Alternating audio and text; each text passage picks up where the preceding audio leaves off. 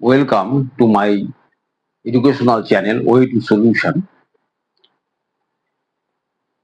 এর মধ্যে আমাদের পশ্চিমবঙ্গে পঞ্চায়েতে কিছু লোক নেওয়া হবে। পশ্চিমবঙ্গ সরকারের মধ্যে বিজ্ঞাপন দেওয়ার কথা আছে, সেখানে অঙ্ক থাকবে। অঙ্কের কিছু আমি প্রবলেম সলভ করব, যে অঙ্কগুলো থাকার মতো অঙ্ক। তো আপনারা সবাই দেখবেন। আমি প্রথম অঙ্কটা দিচ্ছি, এ ও বি এর দুজনের মাইনার অনুপাত 3:5। যদি প্রত্যেকের মাইনা 2000 টাকা বৃদ্ধি পায়, তবে তাদের মাইনার অনুপাত হবে 5:7। এর শুরুতে কত মাইনা ছিল? যে কোনো একটা হবে, A B C D. A 2000, B 3000, C 4000, D 5000। এই অঙ্কগুলো করার ক্ষেত্রে কিছু কিছু কিন্তু হিসাব করতে হবে। আমি অঙ্কগুলো বোঝানোর চেষ্টা করছি। পরবর্তী সময় একবার বোঝা হয়ে গেলে অঙ্কগুলো কিন্তু আপনাদের পক্ষে খুব সহজ হবে বোঝার ক্ষেত্রে। যেমন A:B মাইনার অনুপাত দেওয়া আছে 3:5। A:B দেওয়া আছে 3:5। তাহলে আমরা এ এর মাইনা আমি এক্স দিয়ে গুণ করব, যে কোনো একটা আরবিট্রারি নাম্বার দিয়ে গুণ করব, মানে যেটা ভেরিয়েবল এক্স দিয়ে। তাহলে 3x টাকা। তাহলে বি এর মাইনা কত হবে? 5x টাকা। আমি এক্স দিয়ে গুণ করেছি। আমি পি দিয়েও গুণ করতে পারি। পি দিয়ে গুণ করলে কত হবে? এ এর মাইনা কত হবে? 3p টাকা। বির মাইনা কত হবে? 5p টাকা। ঠিক আছে। এখন বলছে যে প্রত্যেকের মাইনা 2000 টাকা করে বেড়ে যাচ্ছে, বৃদ্ধি পাচ্ছে। তাহলে অনুপাতটা হবে 5:7। তাহলে এর মাইনা কত? 3x। বির মাইনা কত? 5x। 2000 টাকা বাড়লে এর মাইনা কত হবে? 3x plus 2000। আর বির মাইনা কত হবে? বির মাইনা 5x ছিল, তাহলে 5x প্লাস 2000 করে বেড়ে যাচ্ছে। এ ও বির উভয়ের ক্ষেত্রেই 2000 টাকা করে বাড়ছে। তাহলে এর 2000 বাড়লো, বির 2000 বাড়লো। এই অনুপাতটা কত হবে? দেওয়া আছে 5:7। 5:7। ঠিক আছে। তাহলে একে আমি যদি দেখো, এই চিহ্ন মানে ভাগ চিহ্ন, অনুপাত মানে ভাগ চিহ্ন। 3x plus 2000 by 5x plus 2000 equal to 5/7। এটা আমি লিখতে পারি। এটা মানে ভাগ। 5:7 মানে এই অনুপাত মানে ভাগ। এখন কোনাগুনি গুণ করতে হবে। এই গুণটা আগে করি। তাহলে 5 দিয়ে আমি 5x প্লাস 2000 গুণ করছি, আর 7 দিয়ে গুণ করছি আমি কত?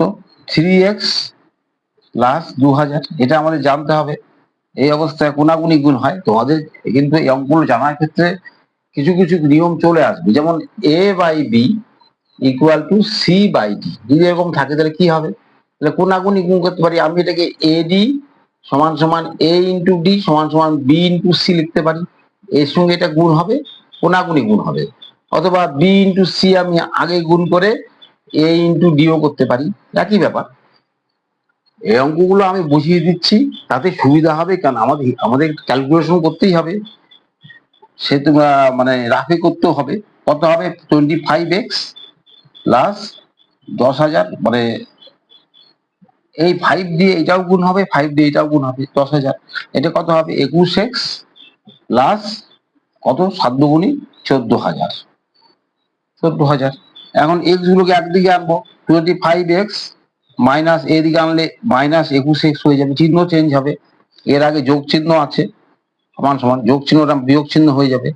আর এখানে 14,000 মাইনাস ওইটা ওদিকে গেলে পরে 10,000। তাহলে সেসব কি দাঁড়াবে? ওটা বিয়োগ করতে হবে।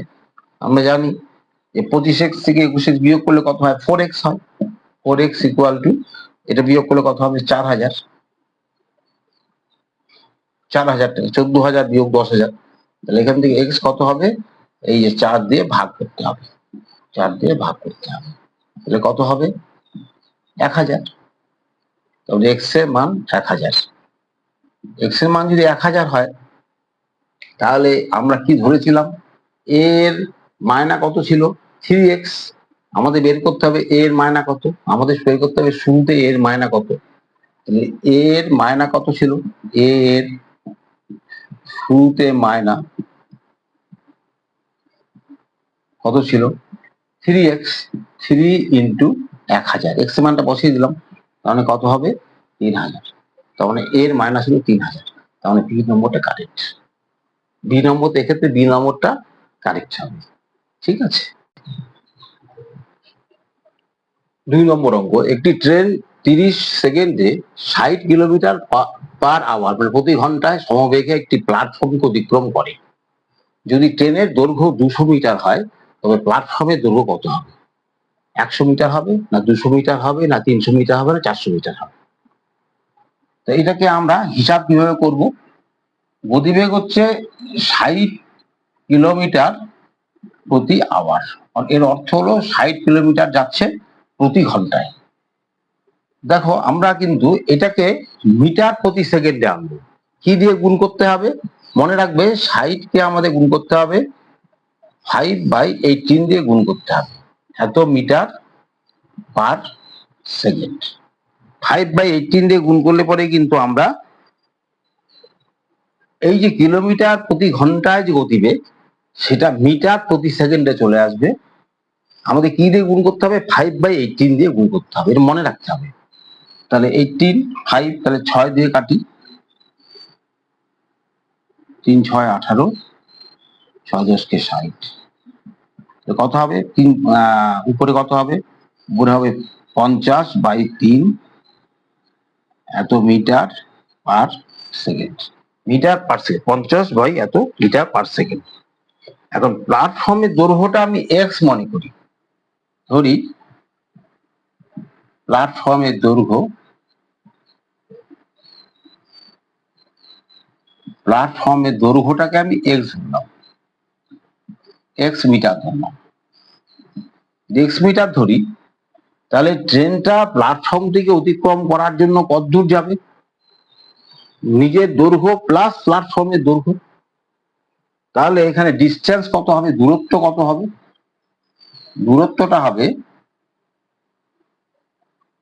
ট্রেনের দৈর্ঘ্যটা কত 200 মিটার, ট্রেনের দৈর্ঘ্য প্লাস প্ল্যাটফর্মের দৈর্ঘ্য,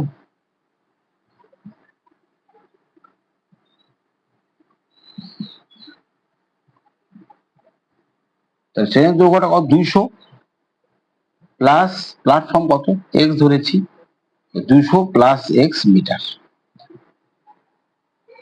এটা হলো দূরত্ব। আমরা জানি যে দূরত্ব দেওয়া আছে, সময় এটা হচ্ছে গতিবেগ, গতিবেগটা দেওয়া আছে, সময় ইকুয়াল টু মানে কি জানি, সময়, সময় ইকুয়াল টু হচ্ছে দূরত্ব, অথবা আমরা এইভাবে করতে পারি, আমরা লিখতে পারি দূরত্ব সমান সমান গতিবেগ ইন্টু সময়, গতিবেগ ইন্টু সময়, এটা কিন্তু আমাদের জানা আছে, মনে রাখতে হবে দূরত্ব গতিবেগ এবং সময়কে দিয়ে গুণ করলে পরে দূরত্ব পাওয়া যাবে। দূরত্ব এখানে এই মানটা বসিয়ে দিয়ে 200 প্লাস এক্স, গতিবেগ কত, গতিবেগ কত বের করলাম আগের বার 50/3, আর সময়টা কত 30 সেকেন্ড, 30 সেকেন্ড বসিয়ে দিলাম, দূরত্ব সমান সমান গতিবেগ ইন্টু সময়, দূরত্ব জায়গায় আমি কি বসালাম, যে আমি এক্স ধরেছি প্ল্যাটফর্মের দৈর্ঘ্য, তাহলে 200 প্লাস এক্স ইকুয়ালস টু গতিবেগ 50/3 এত মিটার প্রতি সেকেন্ড ইন্টু 30, কাটাকাটি করো 10, তাহলে এখানে 200 প্লাস এক্স সমান সমান গুণ করলে 500, এখন 200 কে ওইদিকে নিয়ে যাবো, তাহলে এক্স ইকুয়াল টু কত হবে 500 মাইনাস 200 ইকুয়াল টু কত হবে 300, 300 মিটার, তাহলে প্ল্যাটফর্মের দৈর্ঘ্যটা কত 300 মিটার, 300, এই সি নম্বরটা হলো কারেক্ট অ্যান্সার। ঠিক আছে,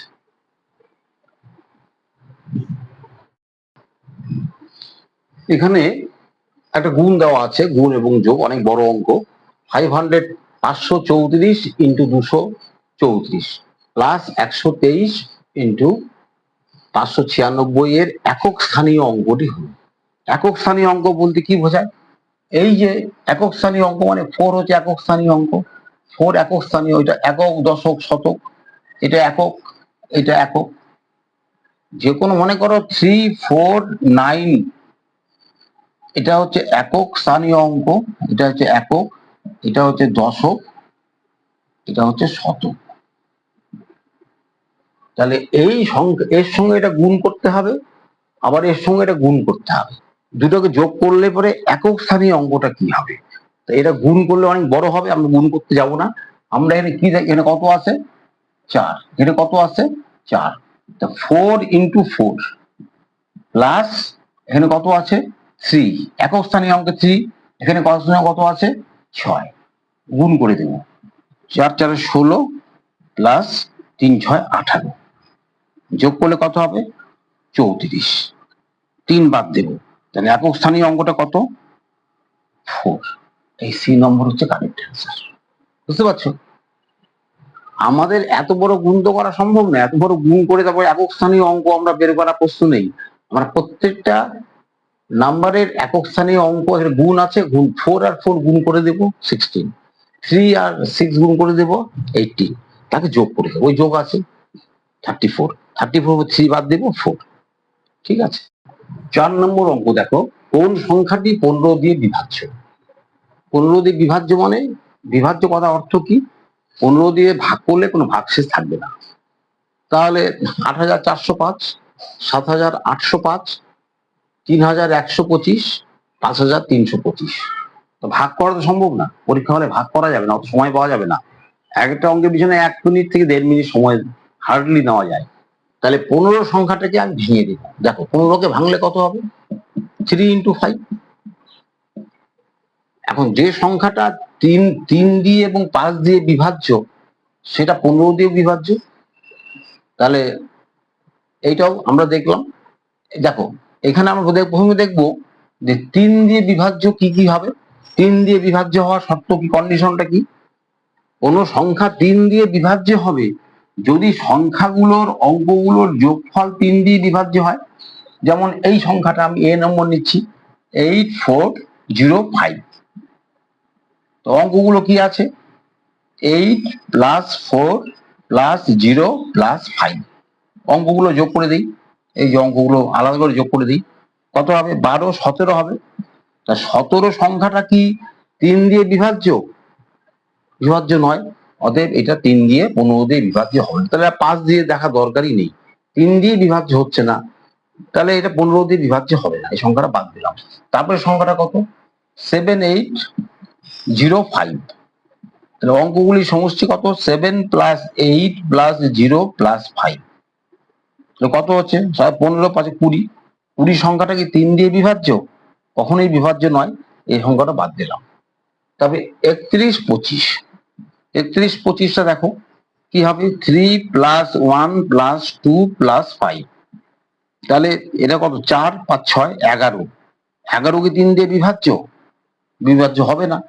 11কে 3 দিয়ে ভাগ করা যায় না, ভাগশেষ থাকবে, অতএব এইটাও হবে না। এখন লাস্টে আছে ডি নম্বর। ডি নম্বর কি বিভাজ্য হবে? 5 প্লাস 3 প্লাস 2 প্লাস 5।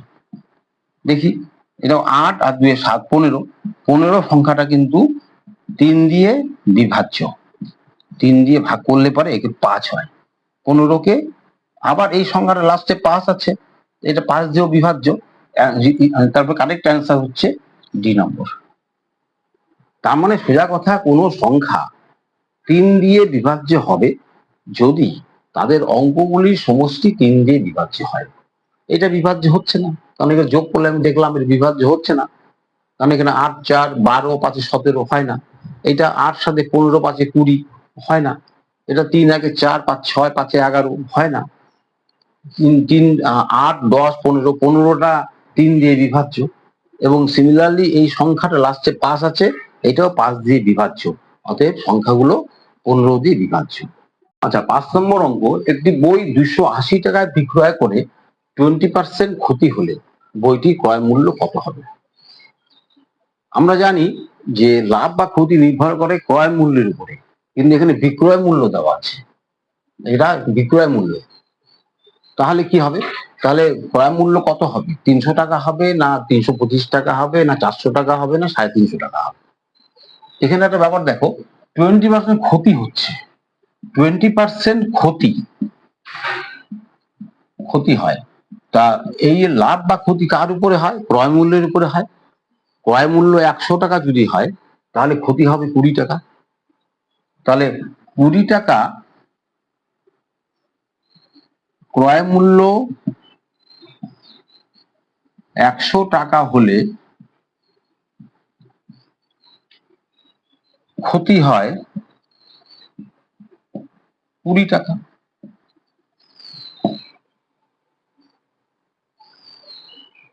আবার দেখো, তার মানে কি?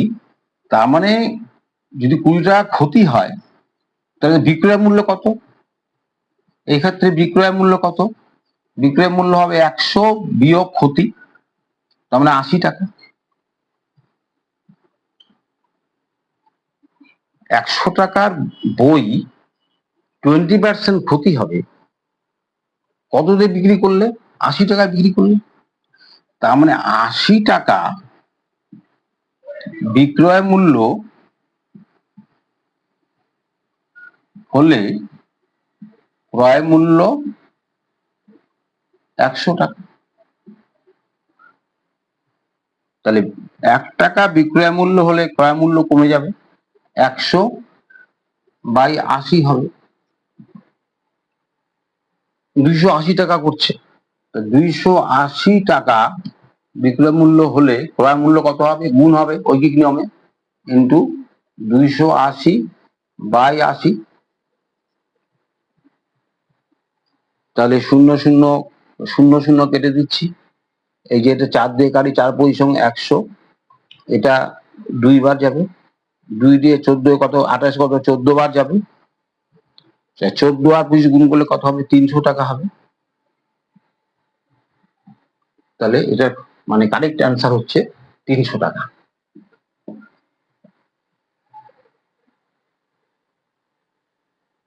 কত? 14, ও একটু ভুল করলাম মনে হচ্ছে, 250 আর 14 হলে কত হবে? 250 আর 14 হলে 350 টাকা হবে, সরি।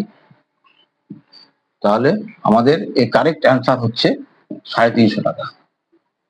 এটা হবে না, ডি নম্বরটা অ্যান্সার। 350 টাকা হচ্ছে বইটার ক্রয় মূল্য।